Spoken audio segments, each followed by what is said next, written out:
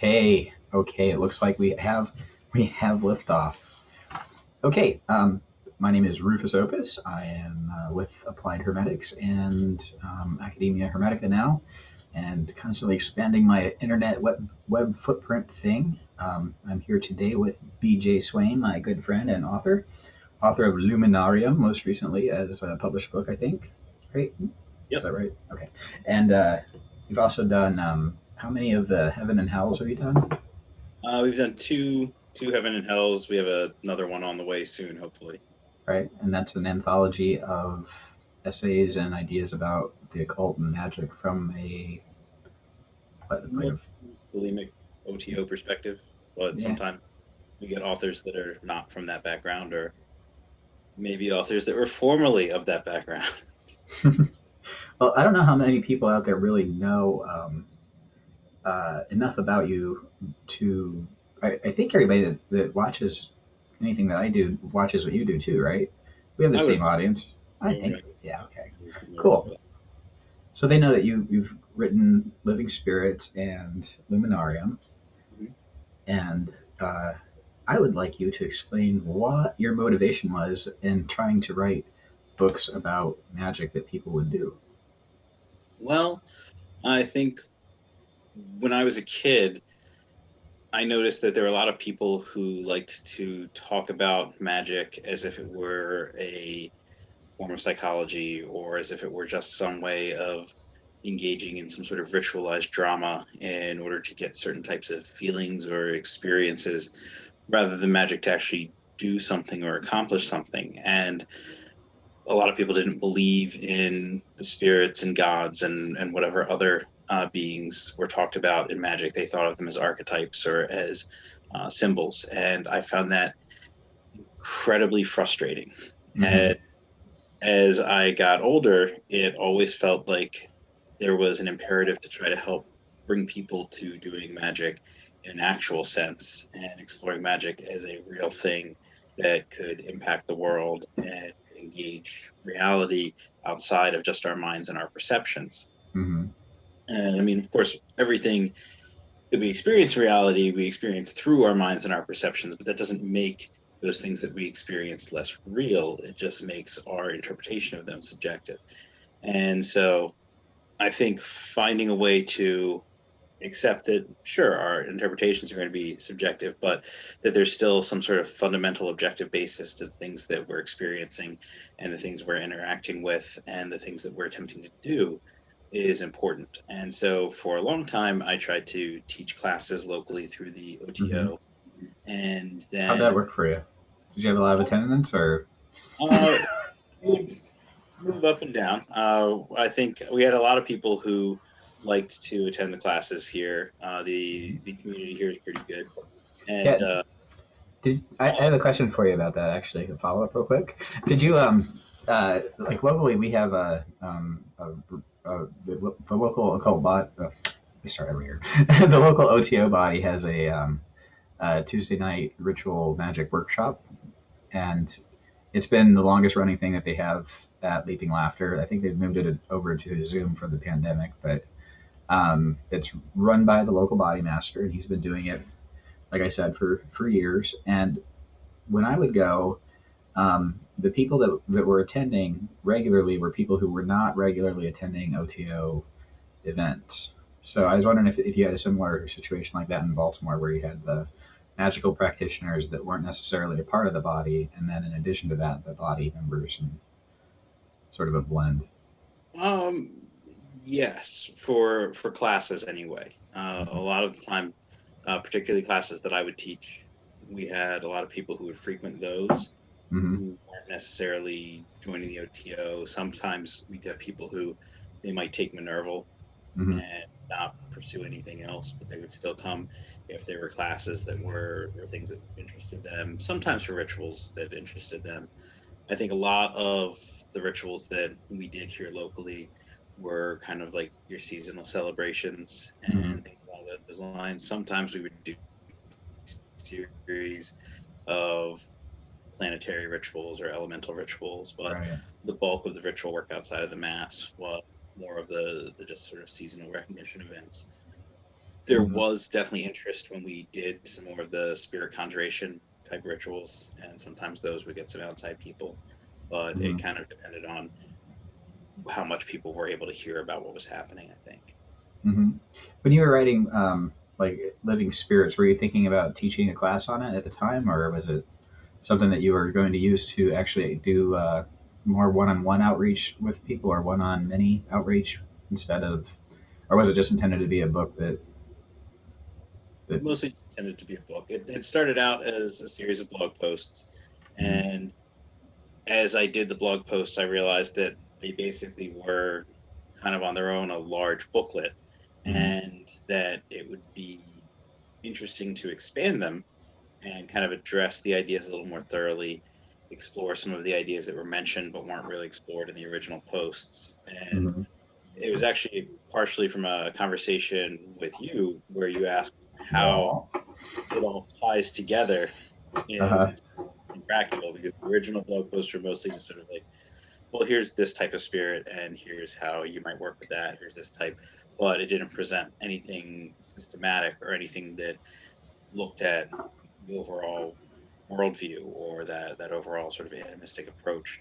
Um, and so as I thought about expanding it, it became something where, well, rather than just take this and address it as, well, here's these spirits and here's what they are, that I could present things in sort of an overall context where you could see how to engage these various types of spirits and this various and the worldview that's built from understanding these various types of spirits in an actual system of working with ritual magic, working with spell work, working with the different practical components of magical lifestyle. Mhm. And It- so I think it was really just intended as the book itself. But I've done some classes that were inspired by the book also. mhm. And that was living spirits, right? Yep. Yeah. So living spirits, I thought was sort of is it accurate to say that living spirits was foundational to the worldview that's but well, I mean, is it like preparation for what you developed in Luminarium then, or was it consciously that, or Well, I actually am working on a follow up to Living Spirits that will be kind of a practical primer type of book that starts from here's what magic is practically, and then here's how to build up all of these relationships and how to use them in sort of a step by step exploratory way, where it'll be primarily just practical components because the theoretical components are all already described in Living Spirits. Mhm. Luminarium, that was something where I was looking at the fact that a lot of people were going to have a lot of free time in their homes for a few months.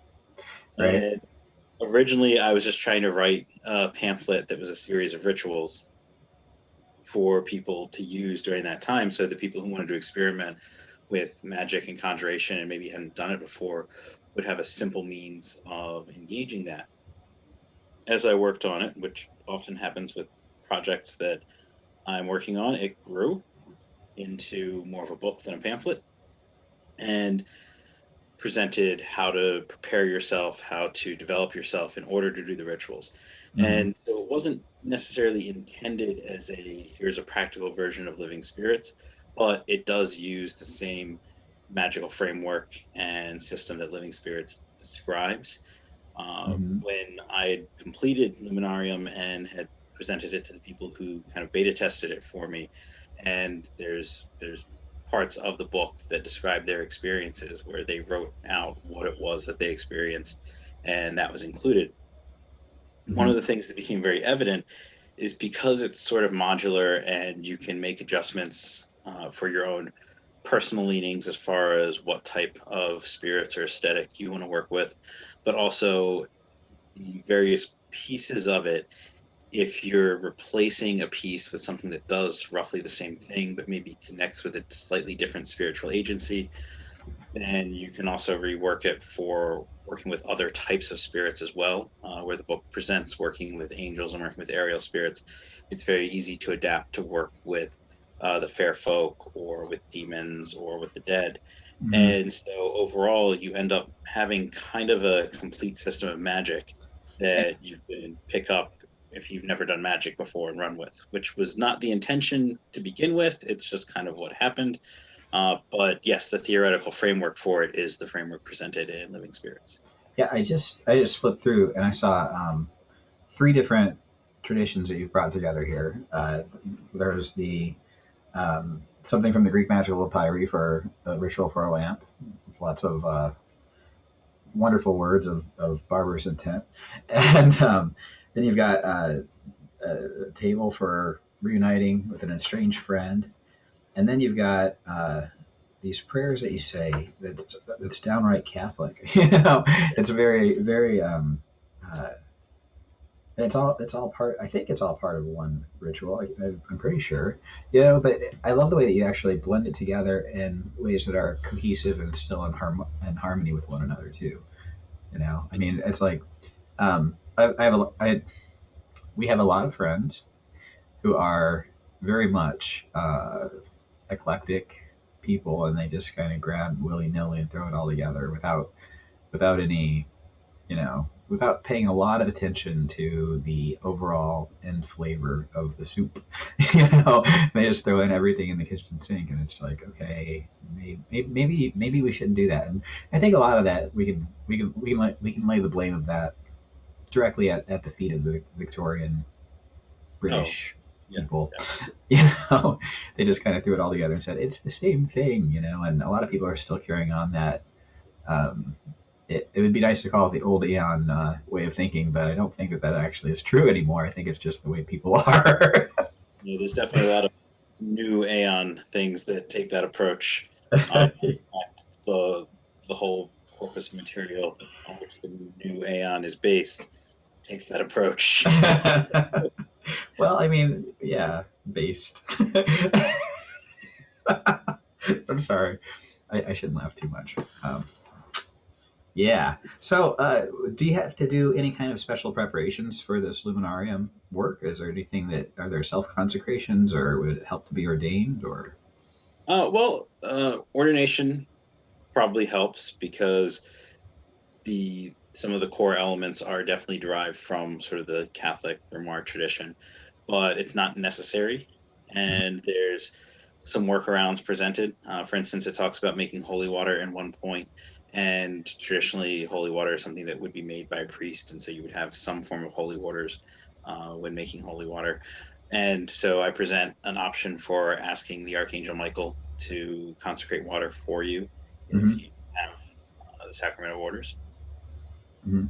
There, as far as preparations in general, it lays out how the concept of preparing yourself and developing yourself for magic works, and then presents a series of components for what elements you need to prepare, like how to prepare your mind, how to prepare your space, tools, things like that. And it talks about what elements are necessary versus what elements are helpful, or what elements might be things that could kick things up a notch, but that you don't necessarily have to have. Mhm. And then it lays out options for each of those things. So you can kind of take an a la carte approach and pick the ones that appeal to you or that speak to you. And it presents kind of the baseline for several, suggests some other things that you could look for, or places where, if maybe you are aware of another practice or experienced with another practice that does something similar or would accomplish the same need, not necessarily the same thing, Mhm. but would cover the same purpose, Mhm. then you could make that substitution. And I think conceivably 2 to 3 days. Like if you never practiced magic before and you don't have any magic stuff, the book's a quick read. You could read it probably in an hour or two. Well, if Um, if you didn't read all of it. yeah. if, Or if maybe you could read it in a day. Right. And, Well, and like the original content might not be very much, but you have extensive amounts of information in there. So I think it becomes more of a reference book for people to, like you're doing the magic, and then you like parts of the book are just sort of encyclopedic. no, definitely. And there's even there's some places where I've talked about that, how I had written a blog post previously about things that can kind of get in the way of doing magic and how you have to have certain things prepared in order to make it easier for yourself.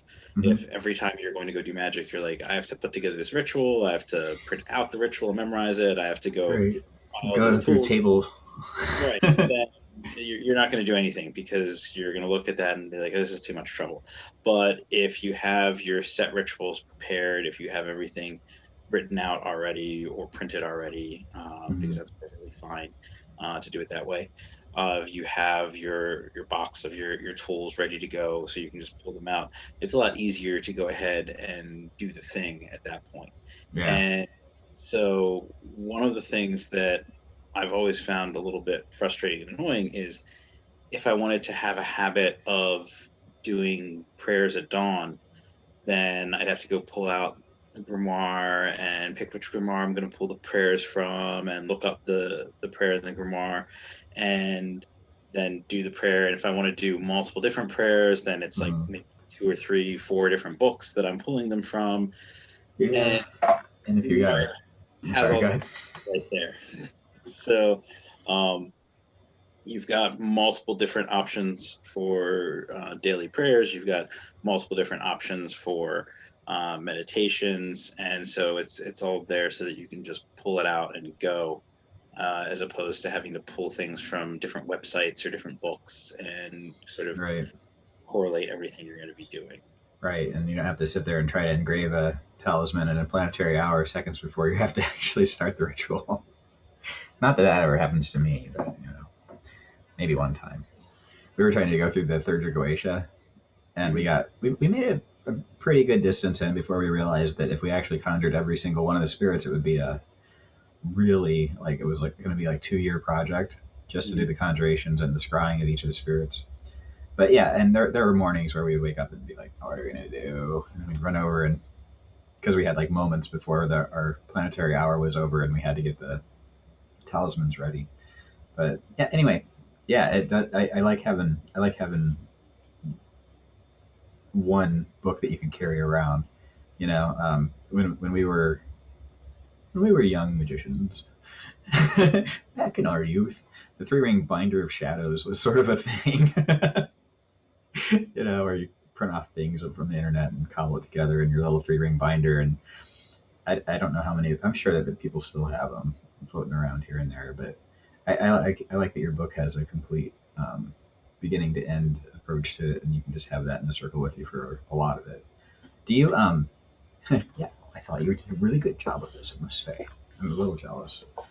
Your books are always a little. Well, your books are a little bit more professional than mine, and I'm supposed to, be having a publisher. Oh well, I'd say that. Yeah, I'm just bitter. That's all. But yeah, man, I'm highly recommend the book. Very good stuff. And now, can we just gossip? Yeah. Okay. All right.